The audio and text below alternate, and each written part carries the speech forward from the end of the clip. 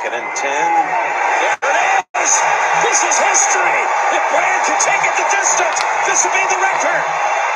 Bryant, for the 5th time, has a pick six! It's never happened in the history of the NFL! And what a call by you! You got me with goosebumps, Nance! That was unbelievable! History was made. Welcome to Let Us Interrupt You the day after Thanksgiving. Here on Friday, November 24th, 2023. I am Joseph Alva. What you just heard just now was by far the call of the year. I mean, I know the game was out yesterday. For anyone who didn't see it, it was the Cowboys versus the Commanders. They absolutely torched them 45-10. I predicted this would be in the 40s for the Dallas Cowboys. I figured they were going to shut them out. They were able to score 10 points, so I was somewhat right, somewhat wrong, really, in the scoring. But Cowboys were not lucky going into this game yesterday. They lost their 7th straight Thanksgiving game, 29-22. And the 49ers, despite having no Chase Young, Brock Purdy throwing for under 215 yards in this game, only threw for 209 yards, threw a touchdown pass to Ayuk from about 28 yards out. This was a Christian McCaffrey show. He rushed for about 112 yards, 2 touchdowns, 19 carries. That was his game last night. He basically owned the Seahawks defense last night, ran all over them. There was no Chase Young in the game. Don't know what the reasoning was, why he playing the game at all. I did not see an injury report on him at all about him being injured. Maybe it was an illness. Maybe it was a family thing. I don't know. But that was a news front last night from that game. 49ers are 8-3 in first place, still in their division. Obviously, they're now moved up to number 2 in the playoff picture as Detroit drops down to the 3rd seed. But I will cover all those games right about now and more. Hope y'all Thanksgiving was good. Mine was very, very interesting, very notable Thanksgiving day. Spent most of it at my Auntie Laura's house. Enjoyed some food. Didn't much enjoy the first game. Was a little frustrated. And don't get me wrong, I am a Green Bay Packer fan. I wanted Detroit so badly, though, just to be 9-2. I want to give them some love. I wanted to spread the love around. It's about the season of giving here. And that's what I love about Thanksgiving. But in this game here, Green Bay just took. Green Bay just owned the game as soon as that first quarter started, as soon as the first drive happened. It was a big drive for them to start the first game out here for the Packers. They had the ball first. I'll give you what the here of the Packers and Lions. Anyway, I just got a text message from somebody. Give me a quick sec here. Just gonna look to see who this is from.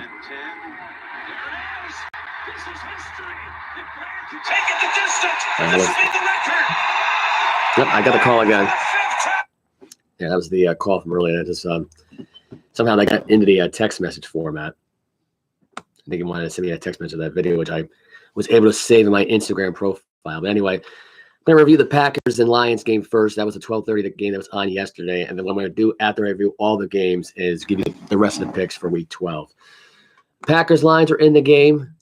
This start with the Lions kicking it off to the Packers. It was a touchback. Love first play. Deep pass down the middle.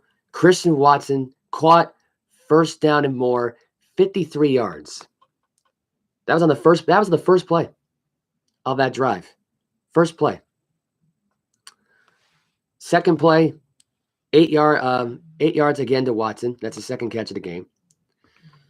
Third play, Dylan ran into the right for 4 yards there. A couple plays later, Love throws it to Jalen Reed for a touchdown. It's 10 yards in the end zone there. Makes it 7-0 Green Bay.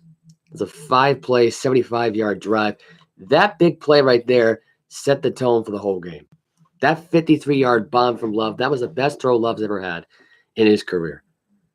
That is the most clutch play that Christian Watson's ever had as a wide receiver for the Green Bay Packers. 3rd year in the league. And the guy's amazing.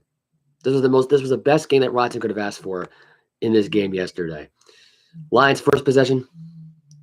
Montgomery runs it up for 1 yard, doesn't get anything there. Then Montgomery tries to get it for 2 yards.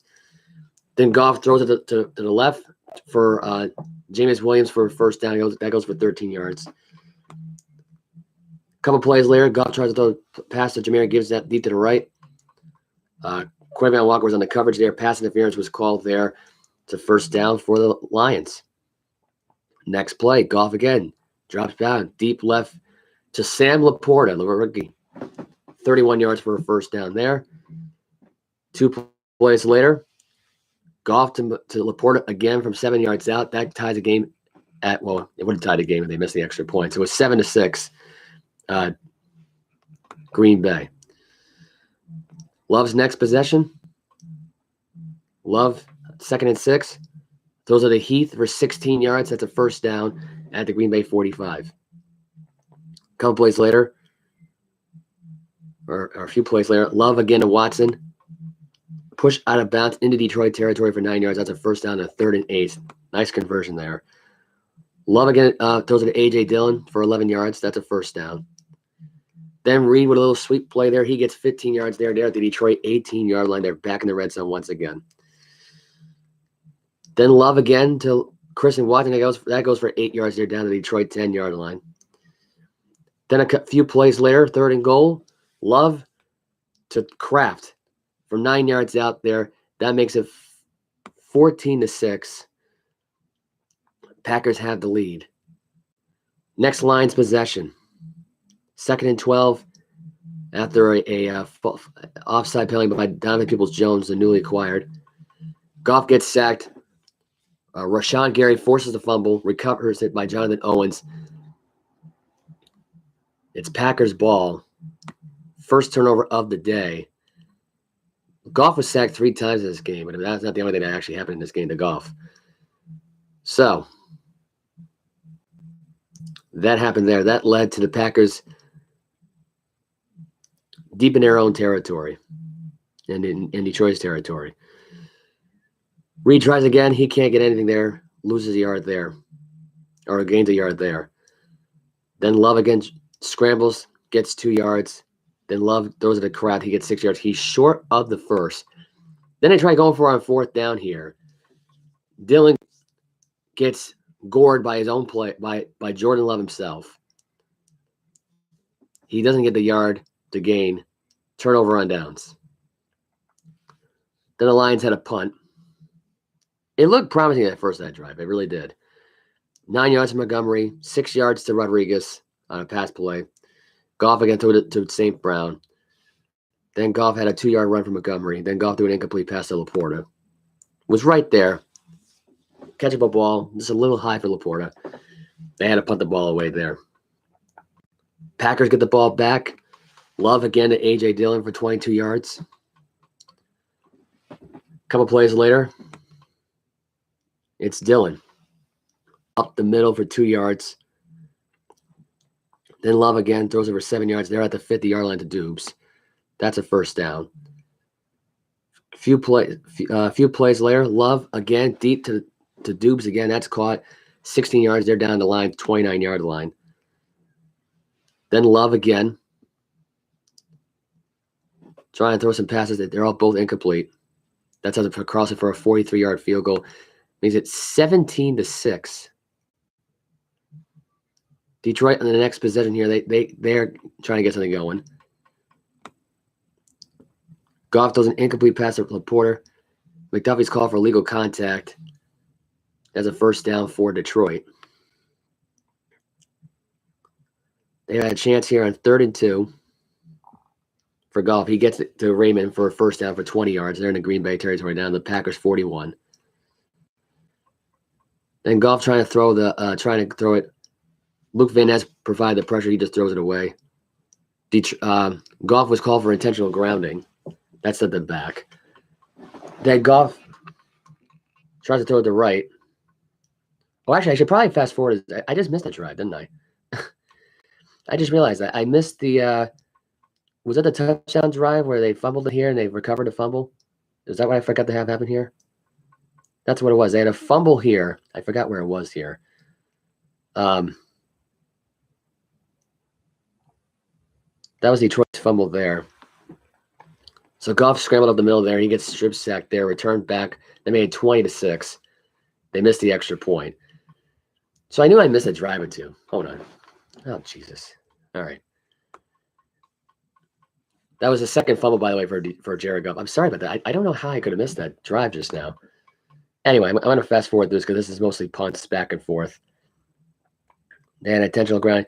They actually had a fake punt at one point in this game as well. That was a complete fail. Packers try to extend the lead there. They got a 63-yard field goal. They couldn't get it. Then the rest of the time was punts. They tried going for it again on fourth down. This was a fake punt right here, but did not go in there. It just was terrible.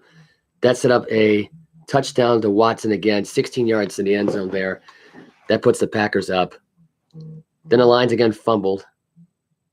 They tried going for a fourth down. Gray forces the fumble there. Then it was the incomplete pass, trying to go to Laporta late. Punt again. Then the Lions drive down the field again. Last chance. Goff for St. Brown for 15 yards. Then 6 yards to Laporta. 3 yards to Nixon. Goff again tried to throw it to Laporta. He gets the first down. Or he gets a second down and 5. Then gets a pass up the middle there. And then a few plays later, Josh Reynolds, 12 yards out from Jared Goff. He gets a touchdown there. They tried to recover the onside kick, and I believe it was Jalen Reed who was able to recover the onside kick. Ball game is over. Packers beat the Lions 29-22. Lions did get a 2-point conversion after that touchdown there. Lions 7th straight loss on Thanksgiving Day, and the Packers now move up to 5-6. Lions drop now down to 8-3. So the magic streak the Lions were on, although it wasn't much of a winning streak really, because they could have been 9-2 going into it, so they were 9-1. But their momentum is stalled a little bit at this point. But they got 10 days to rest up and play another game on week 13. Jared Goff was sacked 3 times in this game. 3 times. 3 times in this game. Lost 3 fumbles. The fake punt was no excuse. Going for a fourth down was no excuse. You try to get points here. You get as much as you can. I didn't agree with the direct snap punt. I don't know what they were thinking there. They just gave the Packers a lot of field advantage. Dan Campbell said at the game that was on him. That by far was the dumbest decision-making in the entire game. But this right here was not pretty. This was not a pretty game at all. They had at least 5 turnovers in this game. 3 of them were fumbles. 2 of them were on turnovers on downs. It was a rough run. To be sacked 3 times in this game and lose 3 fumbles here. And Goff played his heart out. 29 for 44, 332 yards, 2 touchdowns, no picks. Jordan Love in this game from the start was ready. I think he found his groove here, found whatever momentum he had at this point, whatever was missing. And Jordan Love finally came alive. 22 for 32, 268 yards, 3 touchdowns, no picks. For a mediocre NFL at this point, I mean, that may have, made these guys wake up and put on the best performance they possibly could put on here. For Goff to be able to recover from that, those 3 fumble losses, and still throw for 332 yards, that's a lot to ask for out of Goff. Montgomery had 15 carries for 71 yards and a touchdown. The only rushing touchdown in the game for Montgomery. Gibbs had 11 carries for 54 yards. As a team, they rushed for, in this game, about, if we're going to do the numbers here, 125, 134, 140 yards on the ground in this game. I love when this my screen on me. Anyway, St. Brown had 9 catches for 95 yards. Raymond had 5 catches for 90. Laporte had 5 catches for 47 yards. Williams had 2 catches for 51 yards in the game. The player of the game here in this game was Christian Watson and Jordan Love. Those 2 showed up here and made a statement. Reed would have 4 catches for 34 yards. Dillon had 3 catches for 38. Dukes had 3 catches for 37. Heath had 4 catches for 46 yards. They stepped up in this game. I mean, when Dukes wasn't doing much, and Reed wasn't Reed did some stuff in this game as well. Kraft got involved. He had 2 catches for 15 yards and a touchdown. Reed had a touchdown reception. Watson had a touchdown reception. Watson, I think, this might have been his best game he had as a Green Bay Packer. Clutch game like this, had to have it. The trap was set in. Detroit, overhyping themselves in this game. And something here, I completely forgot about the streak that was on the line going into this game. But they almost came back and won Detroit. You got to give the Lions a lot of credit here. They did not have Quint in this game. They actually outgained the Packers in this game, 464 and 377. They had 140 yards on the ground. Technically, they had 324 because you got to count the sacks that Goff had in the game. They're all losses of 1, by the way, when he was sacked in the game. This was not like 5-yard loss, 6-yard losses. He lost. And think about this one for a minute. The biggest sack he had in the game was going for a 4th down late in the game when he got the strip sack fumble. And that was a loss of about 6 yards. So 3 sacks in this game, and he only forced 8 loss of yardage right there. It's not easy to do. And really, I don't know if Goff just slowed down a little bit now. He's a little bit slower now than he used to be beforehand. I mean, I don't know. But this was probably the best showing he could possibly deliver here, despite the 3 turnovers in the game, and he had 332 yards throwing in the game. The best stuff he can offer was that right there on a silver platter there. But this was Jordan Love's game. I mean, from the start. The first play of the drive was a 53-yard bomb. I knew right there and then this was going to be a trouble one. This was going to be a long day for that secondary. And that's the first time the secondary actually felt like they felt truly exposed. And I got to say, to expose the flaws of this team, and it didn't take much, really. But for Love to deliver the ball with accuracy, the accurate play, he finally woke up. Whatever I had mentioned about Jordan Love before, saying he sucked and he's not that accurate, I mean, the last 3 games he played, 289, 322, now 268 here. He's had 3 games now where the accuracy got a lot better, and it showed. And it took 3 games for me to be like, you know what? Switch the tape here.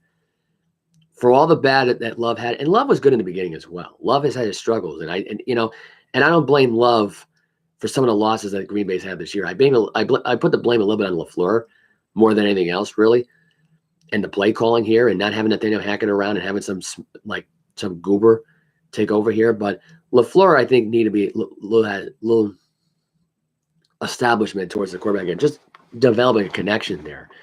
I think at that point in time, LaFleur was too busy trying to get calls going his direction. Maybe he didn't believe in Love in the beginning. I don't know. But I didn't think there was enough connection as far as relationship to quarterback from LaFleur to Love in the first place. And now here, where they're 5-6 now at this point, they're only game back in the Minnesota Vikings, who are somehow 6-5. They have a chance to make the playoffs at 11-6. They do. They don't have to worry about facing Detroit again the rest of the year. They could beat Chicago at home. The Vikings, they have no problem with, because I think realistically now without Kirk Cousins, they're nothing.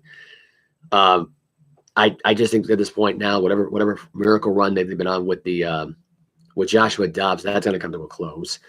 If they would have beaten the Broncos in Denver, I'd say maybe I'd give them a shot here. But I don't believe in that Viking team at all in a playoff run. I don't. And yes, you have Justin Jefferson as your wide receiver. However, that's the only wide receiver on that team right now that matters on that team. And he has been playing. He's unlikely to play again this weekend against the Bears, which they're playing on Monday Night Football, which, I mean, that's going to be a sucky game anyway. So, I mean, I have my doubts when it comes to as far as the Vikings playoff chance at this point. I think the Green Bay Packers now, they're not going to lose another game. I don't think they are. I think they're in the drive right now to go 11-6. They'll probably be a 6 seed. They'll probably end up facing Detroit again. And if they do, if I'm the Lions, I would not want to face this team. I wouldn't want to face this team right now at this point. With the way they're playing right now, I wouldn't face them. Sorry, they're too dangerous. Just, the more I think about it now with Detroit, this is the first NFC threat they're going to have at this point. Because between San Fran and Green Bay at this point, I wouldn't want to face this team again. If Love's playing at the level he's playing at right now, and that defense is forcing those kind of turnovers, uncharacteristic turnovers for Jared Goff. When was the last time Jared Goff had a game where he had turnovers like that, but didn't throw an interception and still had great accuracy? It's unheard of. 3 fumble losses after he's been sacked 3 times. And all the 3 times he was sacked, he fumbled it. When has that ever happened before? I want to know, because I've never heard of a stat like that before, where he had 3 sacks in a game. It shocked me yesterday. Shocked me to my core. That had me brought up, and I just wanted to bring that point up because I just think, again, right now, Green Bay's not going to lose another game. If that's a team that wants to go to the playoffs, that's what it showed me yesterday. They treated that game yesterday like it was a playoff game, like it was their last chance. And right way to make a statement, I think, personally, from Love, for that understanding and really the confidence that he has in his team. It's remarkable. So the next game was the Washington Commanders at the Dallas Cowboys at Arlington's TNT Stadium. Dolly Parton was a performer in the game. Jack Harlow, Thanksgiving for the Detroit. I thought overall that was just, it is what it is. I get why they do these performances. It's good for business on Thanksgiving, good publicity there, and stuff like that. But it Cowboys in the second half completely destroyed the Commanders in this one. It was 20-10 at half. They outscoring 25-0. But I'll get to the drive chart at that point. So I'll give you the full play-by-play if I'm allowed to get it on here, which I don't think they're going to give it to me at all here. But anyway, I think Dallas had the ball first, I believe, if they're going to let me get that stat here.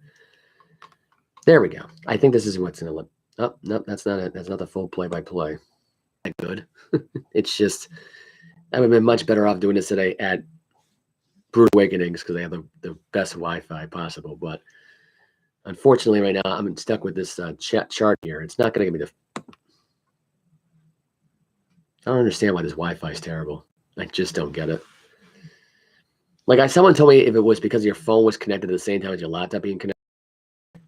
There's no apps open, so that's what the sad thing is. Anyway, the Commanders get the ball to start the game. First quarter, Robinson to the right guard. Gets a running play up for 8 yards there. I said it completely where it looked like Brian Robinson was going to hand it to the right guard. But anyway, he gets tackled there. Robinson gets a first down at the 34. Then Howell throws a pass to Robinson again for 19 yards. He's shoved out by Stephon Gilmore. Next play, Howell. He gets sacked by Jonathan Hankins, loses 8 yards. Then Howell throws an incomplete pass intended for Trey McLaurin, overthrew him. Howell passing it over to Gibson there. He gets 11 yards, but he's well short. So they had a punt there.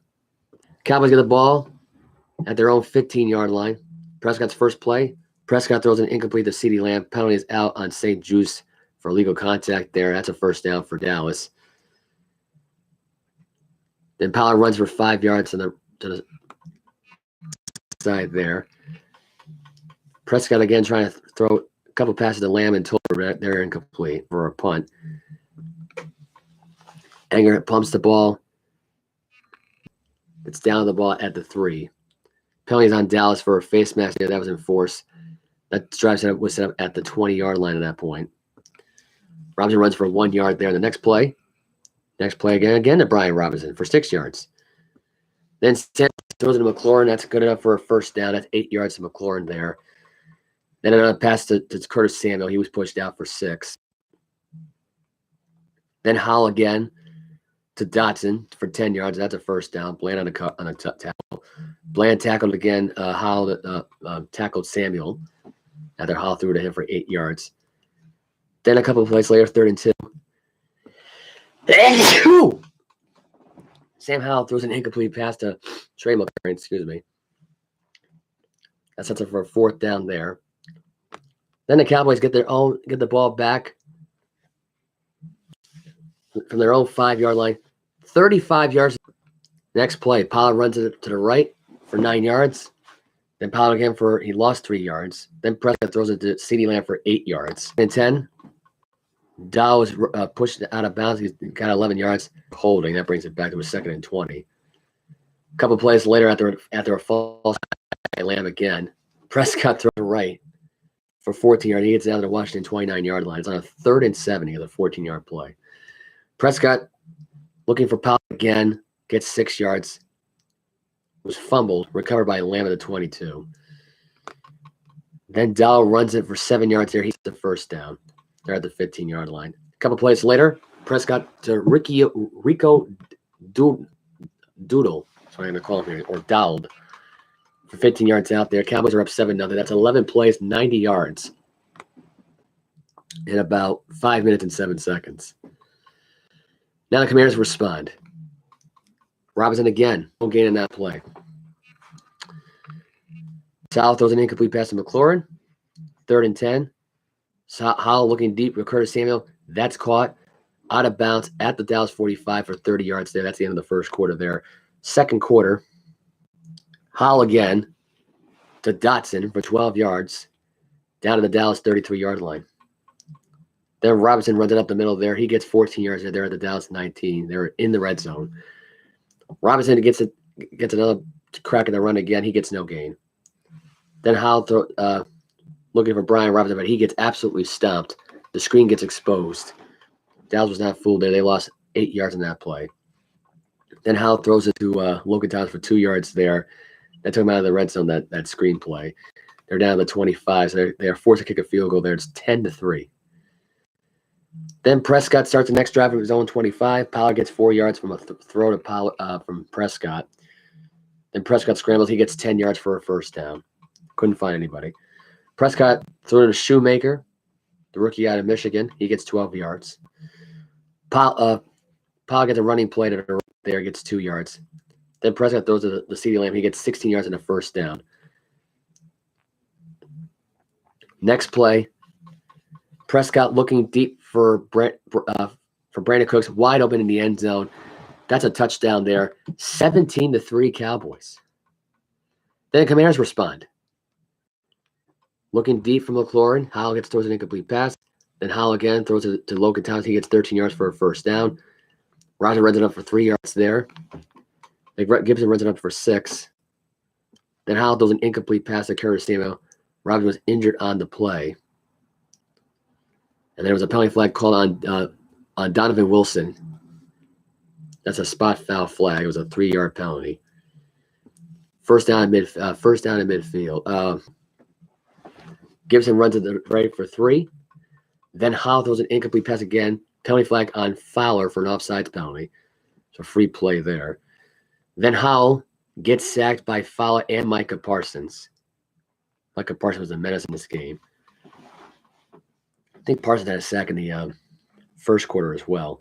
Howell throws it in a pass to McLaurin for 12. That sets up a 1st and 10 there. Then Robinson gets no gain. He came back a game after the injury. Howell throws it to right for Samuel. That's incomplete. Then Howell throws it to the left side for Dotson. He gets 15 yards there. That's a first down. Then Howell throws it to Curtis Samuel. He's down at the 1. He gets 13 out of that play. Then Howell just sneaks it in himself. Makes it 17-10. Then the Cowboys, or was it 14? Was it 14-3 when that happened? When that score had happened here? I'm trying to figure this out for a second. Let me just figure this out. Hold on. Oh, that's right. They got another touchdown there. That's right. Okay, hold on. Let's scroll down here. 6 plays, 75 yards. Then the touchdown. The touchdown drive by the Commanders was 13 plays, 75 yards, 6 minutes, 36 seconds. Okay.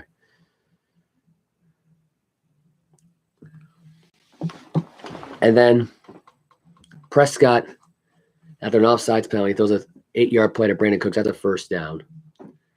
Then Prescott throws an incomplete pass to CeeDee Lamb. Then Prescott launches this thing deep for about 24 yards to Brooks there. That's down to the Commanders' 38-yard line. Then the next play, Prescott throws it to left to Tolbert for 31. They're down the Washington 7-yard line. And then Pollard runs it up the middle there. Makes it 20-10. Aubrey misses the extra point. And that's how the half comes to a close here. Cowboys go into 3 and out here. They had to punt the ball. Washington has the ball. Robinson runs it up the middle there for a first down. Then Robinson runs it up the middle again for 3. Howell scrambles for about 12 yards, gets a first down. 7-yard play or 12-yard play, excuse me. Or he runs it up for 12 yards. Then Howell throws it to for 7 yards there. Then Howell has another pass play to Samuel for a first down there. So Dotson first for 7, then Howell, and then Samuel for 11. Excuse me. Then Howell throws another pass. Oh, wait a minute. Why is it showing it twice? Robinson gets a 1 yard run. Then Howell throws an incomplete pass to McLaurin. Going for on fourth down. Robinson gets squished up the middle there. Couldn't get anywhere there. They lose yards there. That sets Dallas up, but they had a punt. Also, Washington had a punt as well. Dallas kicks a field goal here. Makes it 13-10. Auburn could have done a 52-yard field goal. Howell gets the ball back. First thing happens to him, Micah Parsons strike. He gets us another sack in the game. Then an incomplete pass to Logan Thomas there. Then Pringle gets the catch for 16 yards, but just a yard short. Then they try going for it again on fourth down. Hankins gets a sack again. That sets Dallas up there for Prescott to see the land for 15 yards out. 31-10. Kamara's trying to go for it again on fourth down after a 24-yard play to McLaurin. A 6-yard play to McLaurin again. Then an incomplete pass that's going for McLaurin on 4th and 4. And then that sets Dallas up from their own 35-yard line. Power runs for 27 yards. 2 yards to Rico. Another 2 yards to Duel again.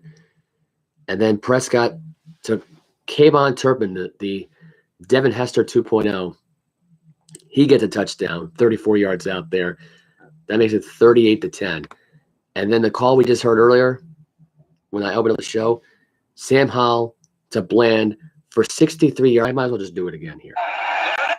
Hold on. Let's play it. Let's hit the call one more time. 2nd and 10. There it is. This is history. If Bland can take it the distance, this will be the record. Bland for the 5th time has a pick six. It's never happened in the history of the NFL. And what a call by you. You got me with goosebumps, Nance. That was unbelievable. History was made. So that was a call right there that put the game away. Dallas Cowboys get the win in the fourth quarter. 25 points scored in that fourth quarter to make it 45-10. Dallas improves to 8-3. Commanders drop down to 4-8 on the season. So that and how everybody freaking did in this game. So Sam Howell did not throw a touchdown in this game, but he did rush for one. He was 28 for 44, 300 yards, no touchdowns, 1 pick. Dak Prescott, 22 for 32, 331 yards, 4 touchdowns, no interceptions. Pollard, 13 carries for 79 yards and a touchdown. Brian Robinson Jr. had 15 carries for 53 yards. Gibson had 6 carries for 21 for Washington. Howell, 2 carries for 13 and a touchdown. And Rodriguez had 4 carries for 21 yards. The Cowboys get the W there. They get the win. Tolbert had 2 catches for 49 yards, and Turbin had 1 catch for 34 yards and a touchdown reception on that 1 catch. So Cowboys improved to 8-3. They are a force to be reckoned with. They are one of the top teams right now, I believe, in the wild card that will remain the 5th seed, unless somehow Philadelphia loses the next 2 games, which is most likely going to happen. I believe, and I'll tell you why in a minute or two, once I get through the rest of the picks of the games here, then I'll go straight into the pick mode here. But Dallas in this game was unbelievable in this game from start to finish. When you where you should have won the game against Philadelphia, where you had a chance to do it right there, was back in week 9. And that would have ended all the doubters at that point in time. The Cowboys have had great games this year against a lot of great teams. The Chargers, I would say, are one of those teams right now that are sneaky good, despite what their record is. Okay? Doing that in a clutch game in SoFi Stadium, it's not easy to do. Okay? It's not easy to do. And I know what people are thinking, oh, they can't do it against tough opponents. What about the San Francisco game? That was just a bad night for Dak Prescott. That was a humbling experience for the Dallas Cowboys. And the fact of the matter is that their first loss this year was against the Arizona Cardinals and Joshua Dobbs. That's all I got to say here. Otherwise, you kind of look at that and you got to go, well, you're not wrong there for thinking that way. Like, yeah, I know I'm not.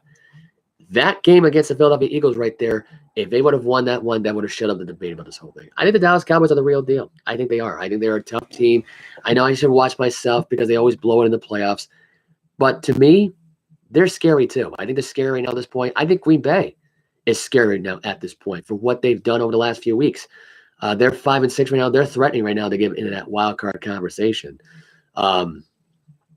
I think right now they're right below, I don't think Seattle going to last this year as far as them making an impression because they face Seattle next week. This is their tough task supposedly next week, although Geno Smith is kind of a fraud anyway. But if you think about it, I'm not wrong for thinking it. But anyway, Prescott in this game was great. He was excellent here. But let me say something about Darrion Bland, who has the record right now. He's going to be Defensive Player of the Year. This guy was able to step in for Travion Diggs, and it all started before Diggs tore his ACL. It started out with that. I think, did he recover that blocked field goal and had the pick six as well in that game as well against the Giants in week 1? I think that's where it started. The interceptions, he's had 7 of them this year. 7 interceptions. Travion Diggs at this point, he had that back in 2021. But let me explain something about when it comes to Travion Diggs and the difference between Diggs and Darrion Bland.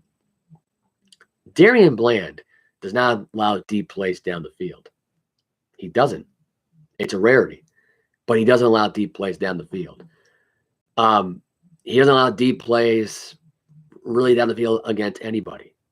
This is one of the best defensive backs in the NFL today, by far. Yes, that's not a big name. Yes, it's like an unheard of name. But this guy at this point proved yesterday that he's got it all covered. And it goes back really to training camp because if you think about it, it's where it all started from. He was covering CeeDee Lamb pretty well. He was covering Brandon Cooks pretty good in training camp while Diggs was talking trash to Dak Prescott and trying to get underneath his skin. And everyone was trying to create a big controversy about him. Did he get involved? No. He shut people down in camp. This is a guy who has been doing this now since the start of training camp. This guy's been trying to prove himself. Never really had a chance to get an opportunity because you had Stephon Gilmore in there as a counterpoint in there with Travion Diggs. And if Gilmore would have never gone to Dallas and Bland was there, this would be the exact same result right now. And I think this would have been even a harder matchup for Brock Purdy. There was points where if you kind of think about it, really, that night and in short field position right now and just trying to figure out a way to cover Kittle, it's like you had nobody else. Gilmore's job was to shut down Ayuk. He did most of that. All the hard stuff was on Kittle, but it was never helped. You had to double team Kittle for that to happen. And I think Bland at that point, since that San Francisco game, has had a pretty great resume. And I will say right now, the way they beat the Commanders, look, it's the Commanders. We get it. They're 4-8. They're used to sucking. I understand that. But Darrion Bland this year has put himself on the map. As far as people wanting his jersey and stuff like that, and I heard about this on the radio this week, how the NFL's mediocre this year. If that wasn't a proven point after that game right there, at the way he shut down most of those Commanders wide receivers in that game, McLaurin especially, because he was on McLaurin for most of that game. I don't know who was covering Dotson and Samuel, but he was on McLaurin a lot in that game. And that's one of those guys, top guys right now. And then McLaurin's the number 1 on that team. There's no question about it. I think Dotson at this point is number 2. You can put Curtis Samuels at number 3. McLaurin was targeted 11 times in that game. He got 4 catches for 50 yards. That's not easy to do when you got a Bland on you as well, and you're getting the pick 6 in there. Now, I know he was covering Dotson in that play when that play happened, but my gosh, that was a guy that was on a mission throughout the game. And Darrion Bland, it may not show it in this stat here at this point, but he played like a guy that's going to be in the conversation for Defensive Player of the Year. Do I think he gets it? No. I think it's worth the conversation starter here. I think he's after, and he might just get it after what he did. I mean, you have 5 pick sixes this year out of 7 interceptions that you have, which hasn't been done before, by the way. Not this, like, I would say it's late in the season, but it's not right around this time usually. That streak continues. The fact of the matter is that streak's going to continue. That's going to be a streak that lives on to this point going forward because I don't think he's done. I don't think he's done. I wouldn't be surprised right now if he got a record that no one's able to break here. I can see another 3 pick sixes in his future, whether it comes on 10 picks or not. And I think he'll get his 10th interception this year, and we'll see 8 of them run back. I can promise you that. Because the blocking scheme they do from afterward, it's unbelievable. But just the way that game was played out and how Sam Howell was just basically destroyed throughout the entire game. And the stats will show it. I mean, it was almost a massacre in there for Sam Howell. I'm still trying to figure out how he was able to get 300 yards in that game, but 2 sacks by Hankins. He lost 10 yards. Micah Parsons got a sack and a half in this game. Then you have a half a sack by Dante Fowler. There's 3.5 sacks in that game. Then the pick 6. Then Clark and Bland as a combo, tackling them. Gilmore 4 tackles in the game. Lewis had 4 tackles in the game. Hooker has been a difference in this game and Bland's game. That's all I got to say. Stephon Gilmore allowed some big plays as well. I don't think Gilmore played overall that great. But in certain situations when he had to be a shutdown guy, I think he was great in this game. I think the more I've been thinking about it now, it's like I don't think it would have really mattered here, but I think he had Samuel in the game. But McLaurin was locked down by Bland for most of that game. That game was unbelievable. And in that moment in time where Bland had to cover Dotson because most of the game it was Lewis anyway or whoever else was in there, or it was Hooker probably as well. Because I think Dotson was double teamed for mostly in this game. But that right there with Bland getting that pick 6, and it was, from Howell that was supposed to go to Dotson there and it ended up going to Bland there. You knew in that moment in time that was a run back. And just the way it looked, the 3 or 4 missed tackles from the Washington players, I mean, it was an easy walk-in at that point. We knew at that point where that was going. Anyway, right after the game, Jack Del Rio was fired as defensive coordinator right after this game. So, not a good look at all by the Washington Commanders to fire your guy out of that one there. And honestly, I don't know what else to say here. They got swept by the Cowboys and Commanders. They lost 26-6 earlier this year. Here they lose 45-10. That's insane. And they outscore them 69-16, believe it or not. In the 2 games they played each other this year. So, do I think this is on Jack Del Rio, though, at the end of the day? No. I don't think they quit on Jack Del Rio. I think now at this point, that's kind of just the mindset at this point. That what does that do for Ron Rivera here? Does Ron Rivera's job remain safe at this point? That's according to CBS. 2nd and 10. There it is. This will be the record. Bland for the 5th time has a pick 6. That call is going to live in infamy here at this point. Anyway, I might have started looking into this right now at this point. That Ron Bland at this point might be the call of all time, by far. It's not even close. I might as well get into these stories before I get into the next game here. Ron Bland got his.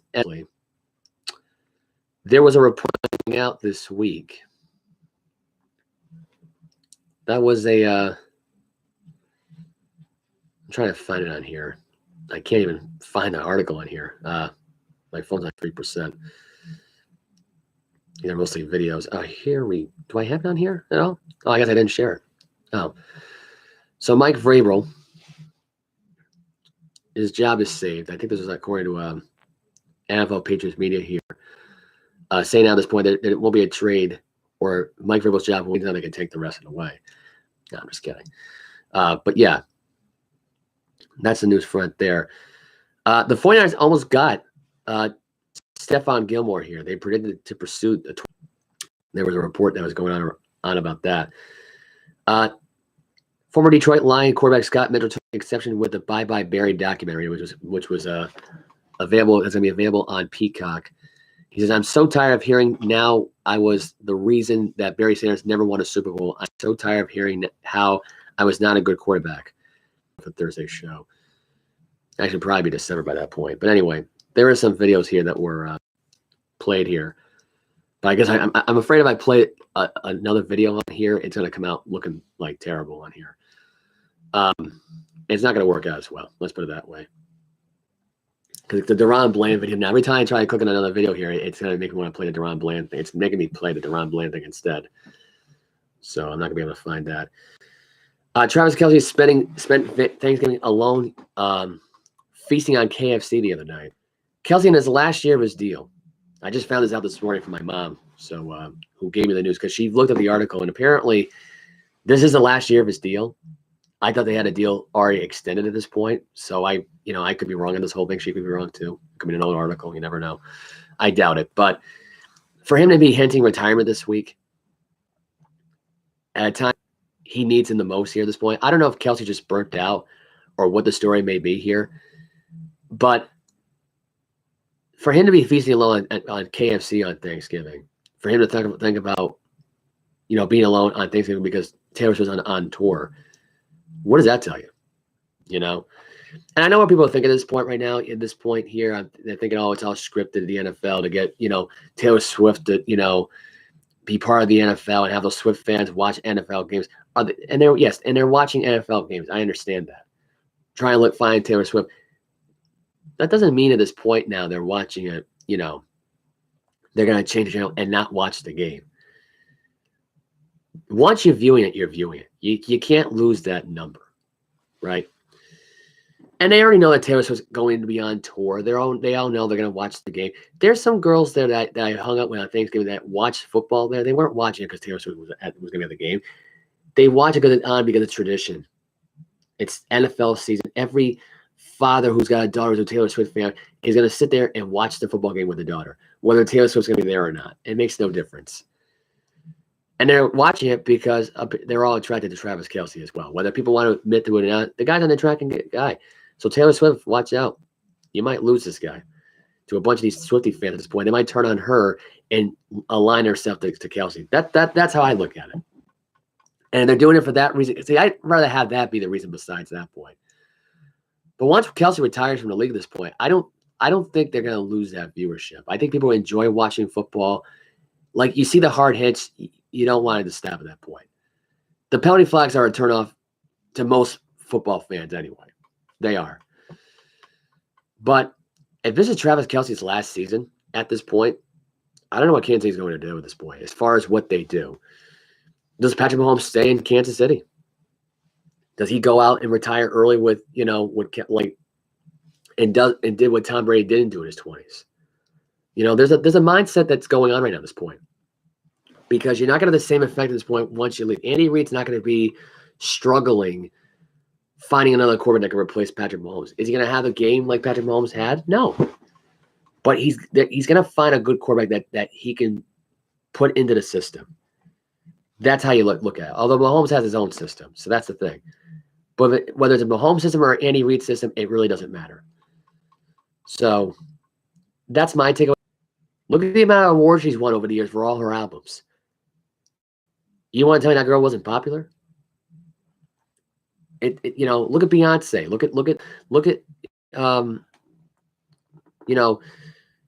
Michael Jackson's sister. Popular for for wardrobe malfunction.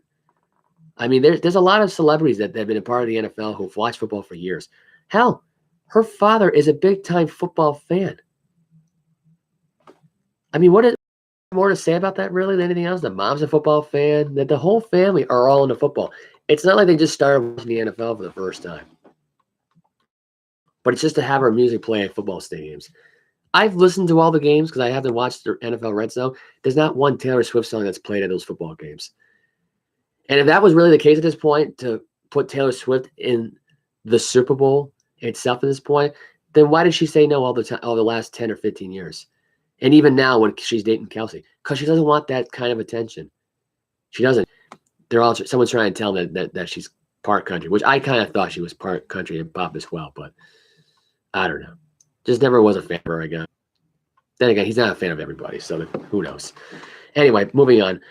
49ers Seahawks away there at that point in time. Recircling back to the NFL stuff. If I already mentioned the repeat stuff about what Michael said on my podcast, my cousin on here, I had a misfortune of dealing with him on misfortune of hearing him complain on Thanksgiving. A little bit. He didn't complain about that, but he complained about location and going places and going to two different places. I get it. It's frustrating, a lot of traveling. It's tiring. I get it. So that's that. This game, though, I missed this. I will admit this. I rewatched this morning. The only thing that was big about it was Jackson Smith Nnagewa's catch. I wish I was able to get that on the clip on here. Unfortunately, my phone and my computer are not collaborating right now at this point, so I don't have the audio. This was a Odell Beckham Jr.-esque catch that he made in this game. one-handed it, and it was perfect because at the end of the day, it's like when you going down, that's a tougher catch to have, and to be able to bobble it in your hand still, then put it into your waist and not move it after that, control it all the way down to the ground. That takes a lot of guts. It really does. Like I said, Chris McCaffrey in this game, 119 yards and two rushing touchdowns there. I kind of spoiled it. 49ers going to win 31-13. This was after a 2-yard run by Samuel, which he was able to get in the end zone himself. He had 4 carries for 15 yards and a touchdown. He also had 7 catches for 79 yards. McCaffrey ran in for 1 yard out there. They're in the red zone as well. McCaffrey ran in for 8 yards on an 8-play, 58-yard drive. That was the second one of the game. And then the big touchdown play happened with Purdy from 28 yards. It was on a 6-play, 64-yard drive there. So Kittle had 3 catches for 19 yards, and this was a nightmare game for Geno Smith. 18 for 27, 180 yards. He got sacked 6 times in this game. Remember, no Chase Young in this game, so it was not the race of the quarterback in the game here. But it was a Hargrave Bosa battle here, and it felt like for the first time that was a race of the quarterback more than anything else, because everyone was thinking at the time when the season started, it was Hargrave versus Bosa. You know, the veteran versus the younger veteran, the older versus the youngest, like the mentor kind of mentality here. That's what I thought when the season game. Eric Armstead has been a difference maker on this team as well. A little underrated he is. Bosa sacks in the game. Fred Warner was a tackle machine. Ward did a good job shutting down people out here in this game. Not allowing a lot of big plays by DK Metcalf or Jackson Smith-Njigba. Lockett was covered by, I believe. So he had him for most of the game there. But otherwise, Seattle just could not do anything. They couldn't drive the ball down the field. Smith was getting sacked left and right. Between Ambry Thomas and Jadarius Ward. Jadarius Ward is the second best defensive back in the NFL, behind Darrion Bland at this point. There's not even a debate about that right now at this point. If I had to say 2 defensive backs at this point that you got to watch out for, it's those 2 right there. If they have to be on the same team next year, I wouldn't be surprised. I kind of look at this and I think to myself right now, with Diggs being there now contract-wise, they're not going to be able to afford Darrion Bland or Stephon Moore. But Gilmore, I would love to see in a battle here against Darrion Bland here in the NFC West. If Gilmore wanted to go to the NFC West and be a defensive back with Reese Witherspoon here in Seattle, because I got to look at this right now from this point of view. Ambry Thomas, Darrion Bland, and Jadarius Ward. Jadarius Ward, who I put in safety at this point, because I think he's too tall to be a defensive back here. And the fact that with Halunga out, that kind of surprised me. I will admit that. He was shutting down both Smith-Njigba and DK Metcalf all night. There was times where I looked back at this game, and I watched the highlights a little bit this morning, and just now before the show even started on here, there was points in this game where I think Geno Smith was just afraid to throw it all night in this game. He was shook throughout this game. And the more I think about it, I've never seen that much fear in Geno Smith, probably since his first year in the NFL, when he went up against the Patriots in his first game, and that happened to be I think that was on a Thursday night, I want to say. I think it was. Or it might have been the second game of the year. I don't might as well be a meme here. Like, I've had a back-to-back picture here. It was this. That's a guy that shook. Yeah, I'm lagging a little bit. I didn't even realize I was lagging on here. I apologize if my picture's lagging on here. It's not a good picture, by the way, just FYI. Which I was afraid this was going to happen with this thing too, but that's not good. It's the Wi-Fi. It really doesn't help, but it is what it is. But Geno Smith was shook. Isn't Chase Young in this game? Chase Young didn't even have to play in this game. The first game that there was no Chase Young involved. Probably the best game that Bosa and Hargrave had together as a combo unit against your own division rival in their place in one of the loudest stadiums you can have it in. And that's a statement win right there. And the 49ers can do it against any team. Debo was catching good balls all night long. They were extending play. He had no pressure all night in this game. He was locked and loaded. I mean, despite him having an off night here, it really didn't even matter, because I think they were just playing conservative in this game. It just had to be aggressive with the running plays, but conservative with the passing here. You can have that in the NFL at a level like that. It doesn't matter. Anyway, They were able to stall Seattle. They actually outgained them 377 to 220. So I'll give you the rest of my picks. I'm not sure how much time I have left. I've done here on the show because my clock right now has been frozen here at this point. I'm pretty sure at this point I'm on here live. It's been over an hour almost. Wow. It's what it's doing now on my end. I don't know if it's, I don't think it's doing it on your end. Oh, here we go. I'm at 59 minutes here.